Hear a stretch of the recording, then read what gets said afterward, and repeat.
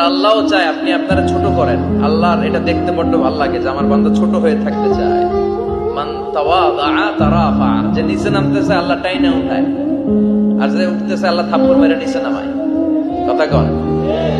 মুসা আলাইহিস সালাম, সহিহ বুখারীর বর্ণনা, বনি ইসরাইলের লোকদের মাঝে ওয়াজ করতেছিলেন, এরকম নসিহত করছিলেন।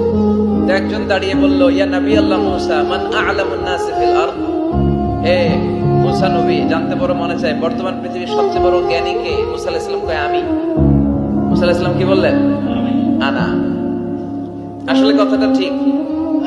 আল্লাহ যখন যে নবীকে পৃথিবীতে পাঠায় তখন তাকে সবচেয়ে বেশি জ্ঞান দিয়ে পাঠায়, সেই হিসেবে ঠিকই উনি সবচেয়ে জ্ঞানী। কিন্তু উনি এইভাবে নিজেকে সবচেয়ে বড় জ্ঞানী বলে দিবে, এটা আল্লাহর পছন্দ হয় না। আল্লাহ চেয়েছিলেন মুসা আলাইহিস সালাম যেন বলে আল্লাহু আ'লাম, আল্লাহই জ্ঞানী। সুবহানাল্লাহ কইবেন না?